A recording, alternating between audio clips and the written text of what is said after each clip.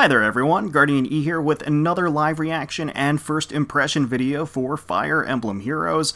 Got the trailer pulled up here for the next, I believe, Mythic Hero. I think that is the rotation, coming in just a few short days. Haven't seen the thumbnail or the title, so this is going to be a surprise. We're going to watch it raw together for the first time, and then we'll of course go take another run through to evaluate the character and the banner as a whole. So let's get started. I'm going to hit play, wait for that text to leave. There we go. Okay. Who's it going to be? I have no guesses. Yes, it is a Mythic Hero. Maybe it's going to be an OC. That doesn't seem like it. Who? Cycle Keeper. It is strange for me Oh! to take form in this Arval. I mean, I guess that makes sense that it would be, you know, Three Hopes related. Like I mentioned before, I'm not familiar with Three Hopes because I haven't actually gotten around to playing it yet, so that's, hey, alright, that makes perfect sense considering we did get, you know, some Three Hopes representation earlier. They're going to continue that that trend, so I'm not too surprised by that, but I'm also not very familiar with the character, so I can't get terribly hype, but they are colorless. Okay, oh, there's Rearmed Leaf, so I was wondering how they were going to introduce Rearmed Heroes. They are limited in nature if they were going to come back on Legendary Mythic banners. And lo and behold, there he is. Elamine, let's see, Letizia, Sane, okay, and Est, and Asker. Okay, alright. Interesting. Hey, there we go. Alright, we've got more representation from Three Hopes. I actually probably should have guessed that. Hitting on Halloween Day, so the 31st of October, and stretching for about 2 weeks. About 2 weeks for the banner, is going to be Arval Cycle Keeper. So, again, I haven't played Three Hopes yet. I know, I should be ashamed. I am beyond late to the party. I totally understand. I know people gave me some grief when the Three Hopes protagonists were dropped into the game, and yeah, I totally understand. I will get around to it, I promise. But to that end, I'm not terribly familiar with Arval, so I don't know totally what they're about. But let's go ahead and take a look at their skills at least. I mean, to kind of evaluate what they bring to the table here. So Arval is going to be an infantry colorless tome unit. Definitely looks very otherworldly in design, from the armored, polished white to the robes that are kind of flapping behind them, and even kind of the eccentric like spikes of cloth coming off of the front there.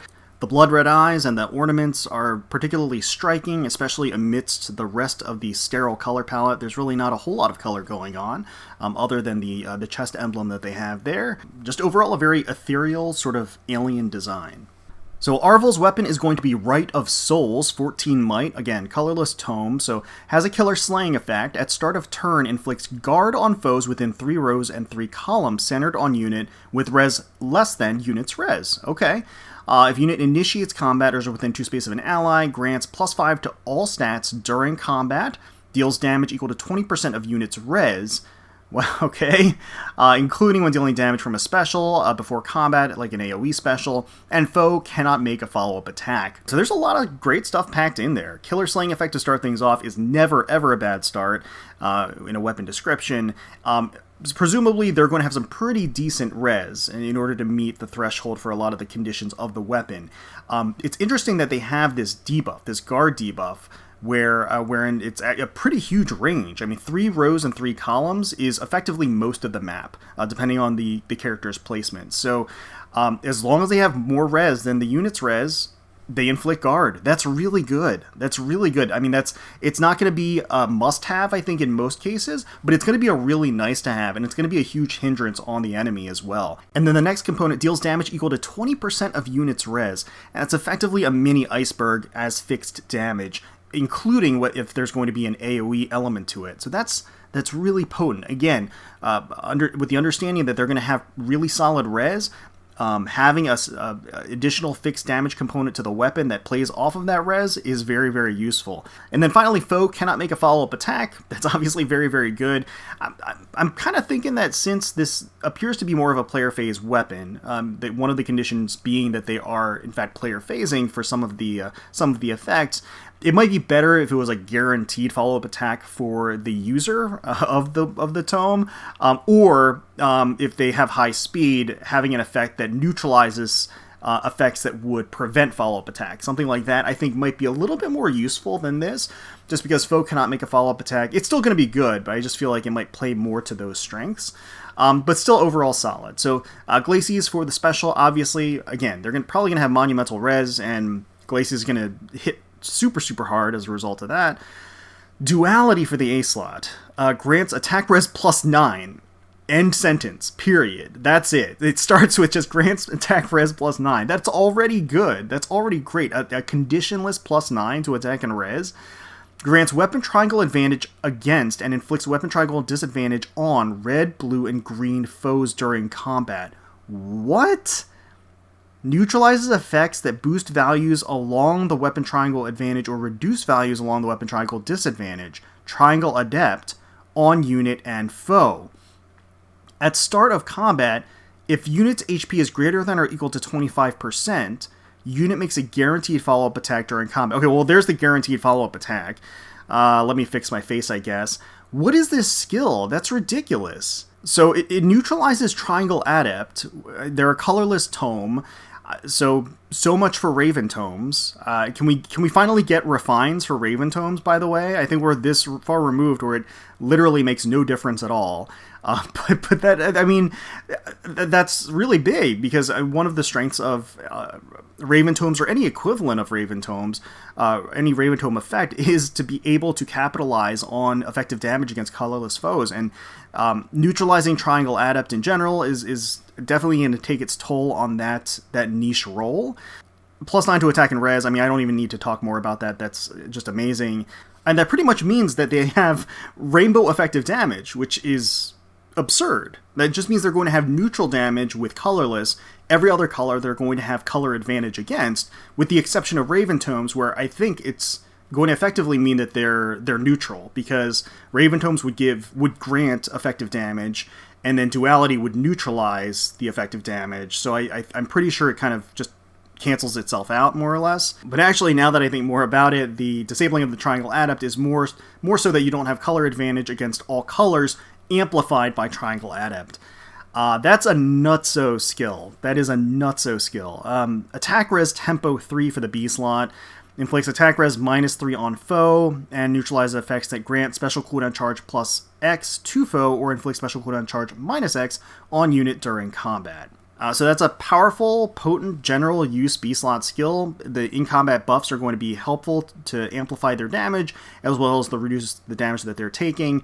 And then otherwise kind of disabling all of the skills out there, like the blade skills and the breath skills that would effectively provide additional charge to the enemy, or inhibit Arval's ability to gain special charge. And then attack res Oath 4 for the C slot. At start of turn, if unit is within 2 space of an ally, which is one of the conditions for Rite of Souls, grants attack res +6, so activated buff, and the following status to unit for 1 turn. Unit can move to a space adjacent to any ally within 2 spaces. If unit is within 2 spaces of an ally, grants attack res +3 to unit during combat as well. That is a lot of really good stuff baked into the Oath 4 skill. Not only is it a self-activated buff, very, very easy conditions as well. It's going to grant a movement-based buff, so movement shenanigans are a go in terms of teleportation and warping, and then even furthermore, they're going to get an in-combat buff as well. So an activated buff, an in-combat buff, and then movement shenanigans all baked into one C-slot skill. That's with a very, very easy condition. That's a really good C-slot skill. So at first impressions, this unit feels really, really dumb. Obviously, premium skills all over the place, but if you gotta hone in on the duality, because that's really where the brunt of the absurdity comes from. And so having weapon triangle advantage against most of the units in the game is really ridiculous. We have units in the game that have weapon effectiveness against a majority of the cast, right? You have Baby Sita, for example, who basically has effective damage against, I think it's all melee weapons, right? So she does more damage against all of those weapon types, which in and of itself is absurd. what for Arval though, the weapon triangle advantage means that not only do they do effective damage against all of these types, but they also take reduced damage from all of these types. So and there are ways to amplify. I mean, you know, they did the whole triangle adept neutralization, which again, I think basically they had to do in order to somewhat keep it in check. But I think that that's really, again, duality paired with the fact that Rite of Souls as a weapon it's stacked full of great stuff and high amplifying damage. The guard effect as well. That's going to work very, very well with tempo because them putting that guard effect out there, tempo ensures that the guard effect will actually take effect, and it's not going to be neutralized by other, you know, skills that are available and things like that. So it's just a really potent combination of stuff. I think they're gonna be really annoying to deal with in certain instances. All right, so taking a look at the banner as a whole, Arval on colorless is going to be paired with Asker and Elamine. That is an amazingly stacked color. Arval, like I just mentioned, I think is really, really strong. Asker is very potent, very powerful, very tanky. And then Elamine has that false start effect, which is very unique and very useful. There's a lot of strategies that get shut down by Elamine's ability there. So those three on a single color is a lot of value packed into one. If we take a look at green, we have Letizia, we have Atri, and we have Oter. So villains ahoy, I guess. Oter, despite being probably the worst character in Fire Emblem Heroes as a person, as a character is pretty darn solid. And so, you know, definitely a potent addition to this color. Atri as well. And even Letizia, even though they're not limited, she still is very, very powerful. So green is quite solid. Blue is going to feature Legendary Crom, going to feature Ascended Est, and Sane. So Sane is just in the regular summon pool, Ascended Est also in the regular summon pool, and then Legendary Crom at this point is fairly aged as far as Legendary Heroes go. Still can pack a punch, don't get me wrong, but at least in terms of, and in contrast to the rest of the units and offerings available on this banner, I think blue is quite a bit more middling, not quite as attractive of a proposition. Now for red, the interesting element here especially is that Ascended Leaf is going to be on this banner. It may have been, people may have assumed that it was a foregone conclusion that Rearmed Heroes would appear on Legendary and Mythic banners, but it's good to have it confirmed here that that's how it's going to happen moving forward. But Rearmed Leaf is a very potent unit in and of himself. But he also has the additional value of being able to bestow his arcane weapon to another unit while still having it for himself and being an active unit in your barracks. So there is that, certainly. And then the two other members are Mirabilis as well as Plumeria. Both very, very good as flying dancers. Still very, very useful and powerful today. Despite Leaf not being a legendary or mythic hero, he is still limited. He is not in the regular summon pool. And so Red gets some bonus points there for sure. So from my perspective, colorless is way up there in terms of value. I think that red is actually the next color, based on what I just said. I think that red just has a lot to offer there. And then I would probably put green below red and then blue at the bottom. That's kind of how I would rank the colors. The general rule of thumb being, if you are totally okay with getting two of the three units available on a particular color, it's worth sniping on that color.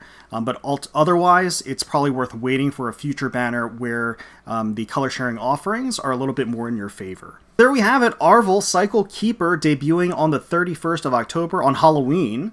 They actually do look otherworldly, a little bit ghostly, don't they? So kind of appropriate there. And the banner as a whole is pretty rock solid. I mean, other than blue, I would say is very strong overall. Even blue. I mean, again, if you're missing those units and you would like those units, it's still a powerful set of characters available there as well. So me personally, like I had mentioned before, I don't really have an affinity for Arval because I have not played Three Hopes yet. I probably will have an affinity for the character after I do. Colorless is quite tempting, but I do have Elamine. I don't have Asker. But otherwise, as far as the other characters on the banner, I think I have the ones that I really care about. So I don't know. I think I might just do my first full circle and kind of leave it at that. But But I don't know, I'm going to have to mull it over. But let me know in the comments below if you are excited for Arval being introduced into the game, if you're excited for the banner, who your targets are, what colors you're going to be pulling on. I wish you the best of luck. Hopefully you all enjoyed the video. If you did, please feel free to leave us a like, comment, and subscribe to the channel for more Fire Emblem Heroes content. We thank you all so much for watching, for taking time out of your day to spend with us. We really do appreciate it. And until next time, let's protect those skies.